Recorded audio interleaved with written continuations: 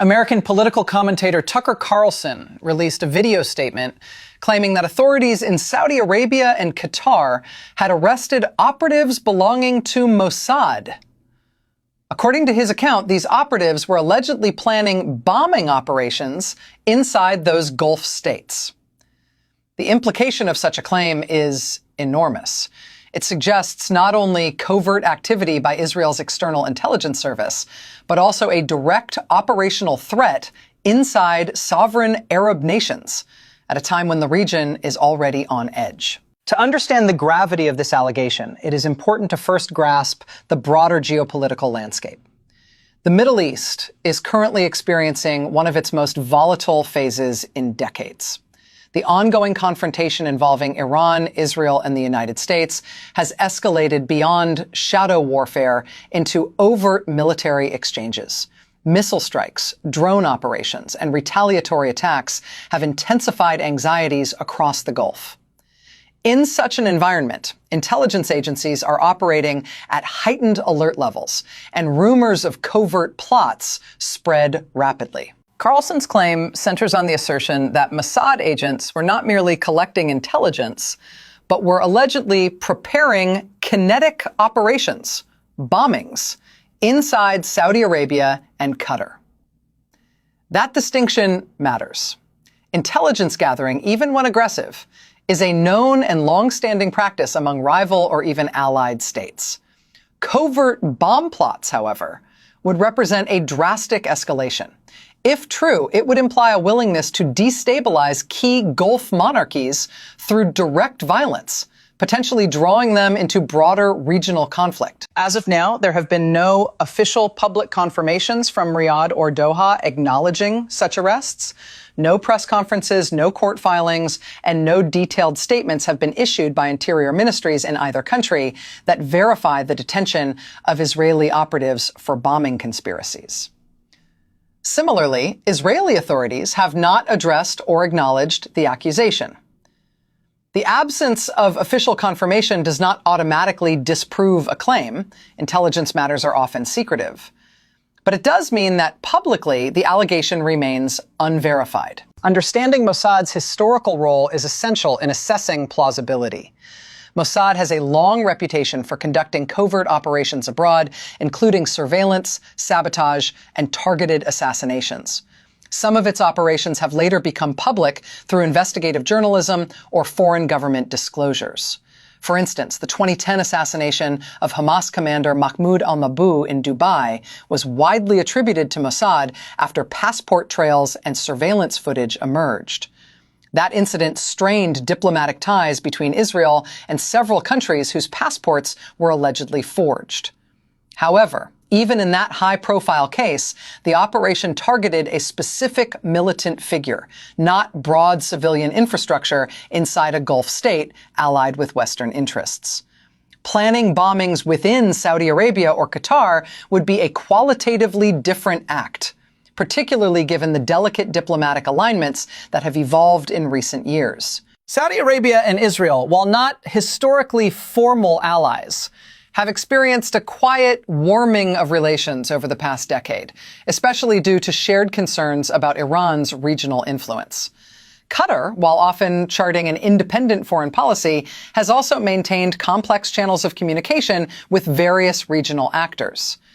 A scenario in which Mossad would conduct bombings inside these countries would represent a radical departure from cautious back-channel coordination that has characterized some of their interactions. The regional context further complicates interpretation. Iran and Israel have engaged in shadow conflict for years, including cyber operations, proxy warfare through groups such as Hezbollah, and targeted strikes on strategic infrastructure. The recent intensification of direct exchanges has heightened fears that Gulf states could become battlegrounds or collateral arenas. In such an environment, narratives about false flag operations or clandestine plots can quickly gain traction. The term false flag refers to operations designed to appear as though they were carried out by another party. Carlson's framing implied that such alleged bombings might have been intended to manipulate Gulf states into certain policy positions, possibly against Iran. False flag operations are among the most controversial concepts in intelligence history. They are difficult to prove and frequently become embedded in conspiracy discourse because of their secretive nature. From a strategic perspective, if Saudi Arabia or Qatar genuinely apprehended foreign intelligence officers plotting bombings, the diplomatic consequences would be severe. Arresting agents of a foreign intelligence service typically triggers intense behind-the-scenes negotiations. In some cases, detained operatives are quietly expelled. In others, public trials are used to send political messages.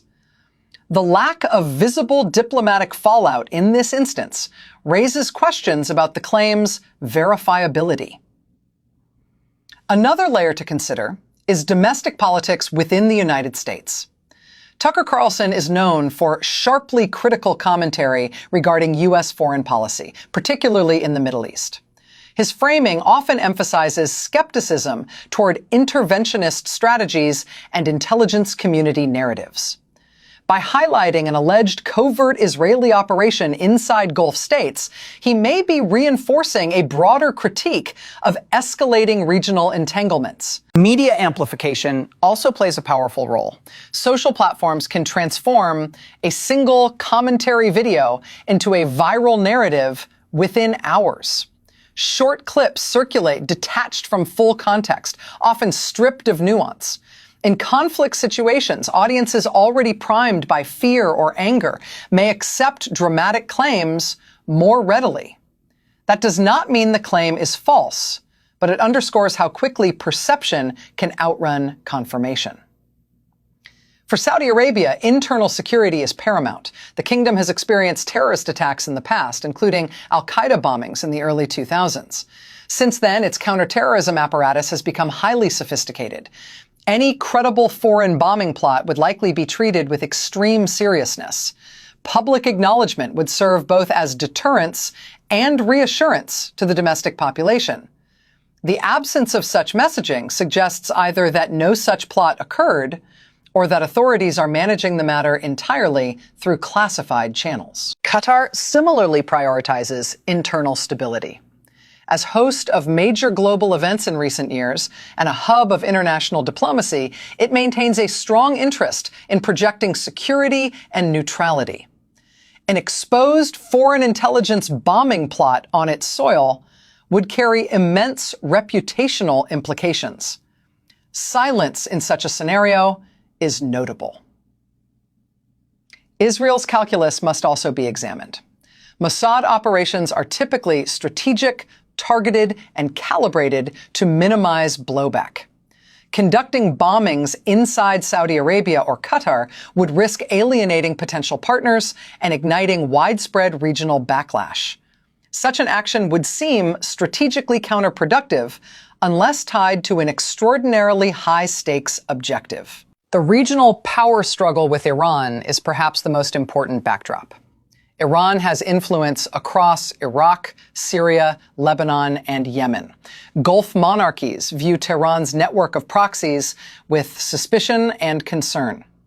Israel views Iran's nuclear and missile programs as existential threats. The United States remains deeply involved in regional security architecture. In such a matrix of tension, covert operations do occur, but they are typically aimed at military or paramilitary targets, not destabilizing allied capitals through bombings. Information warfare further complicates matters.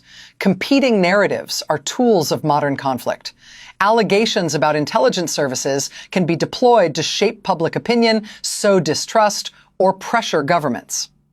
When claims emerge without documentary evidence, analysts must consider whether they are based on insider knowledge, misinterpretation, exaggeration, or deliberate narrative framing. It is also essential to distinguish between rumor and corroboration. In credible intelligence reporting, multiple independent sources confirm sensitive information before publication. Government statements, leaked documents, court records, or photographic evidence often accompany major revelations. In this case, Public reporting has so far only confirmed that Carlson made the claim, not that the events described have been independently verified. Hypothetically, if arrests did occur but were not publicized, several scenarios could explain the silence. Governments sometimes avoid publicizing espionage arrests to prevent diplomatic crises. Quiet negotiations may lead to prisoner swaps or discreet expulsions. However, when accusations involve planned bombings, public messaging is often used to justify security measures and rally national unity. Another dimension worth examining is the pattern of intelligence cooperation. In recent years, Israel and certain Gulf states have reportedly engaged in limited intelligence sharing, particularly concerning Iranian threats. Even absent formal diplomatic recognition, practical security coordination has occurred in some cases. A Mossad plot targeting Saudi or Qatari territory would contradict that trajectory. Global markets are also sensitive to Gulf instability. Saudi Arabia is a leading oil producer, and Qatar is a major natural gas exporter. Any confirmed internal bombing plot could disrupt energy markets and global trade routes. The international economic implications would be immediate. Yet there has been no market shock directly attributed to such arrests. Public trust in media is another factor shaping reaction. Audiences increasingly question traditional outlets and turn to independent commentators. Carlson commands a large following, and his statements carry weight among supporters.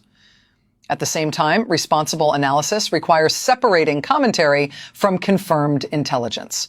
The absence of official confirmation does not permanently settle the matter. Intelligence stories sometimes take weeks or months to surface through investigative journalism. Whistleblowers, court proceedings, or foreign leaks could eventually clarify events. Until then, caution is warranted. For observers in Pakistan and across South Asia, where Gulf employment and remittances tie economies closely to Saudi Arabia and Qatar, regional instability is not abstract. Millions of expatriate workers depend on security in these states. Any escalation involving covert bomb plots would carry human as well as geopolitical consequences. Ultimately, assessing this claim requires balancing openness to emerging information with disciplined skepticism. The Middle East's history includes real covert operations, dramatic intelligence missions, and unexpected revelations. It also includes rumors amplified beyond their evidentiary basis. The responsible position is neither to dismiss outright nor to accept uncritically, but to monitor official disclosures and credible investigative reporting. If the allegation were eventually substantiated, it would mark a historic rupture in Gulf-Israeli dynamics and signal a dangerous new phase of regional confrontation. If it remains unverified, it will join the long list of wartime claims that circulated amid uncertainty and fear. At this moment, the only firmly established fact is that Tucker Carlson publicly asserted that Saudi Arabia and Qatar arrested Mossad agents allegedly planning bombings. No publicly available official statements confirm those arrests. The broader region remains volatile due to escalating tensions involving Iran, Israel, and the United States. Intelligence agencies across the Middle East are undoubtedly active, but the specific scenario described remains uncorroborated. In times like these, information itself becomes a battlefield. Governments guard secrets, commentators challenge narratives, and audiences search for clarity. The most prudent approach is to follow developments carefully, consult multiple reputable sources, and remain aware that in geopolitics, the difference between allegation and confirmation can shape the fate of nations.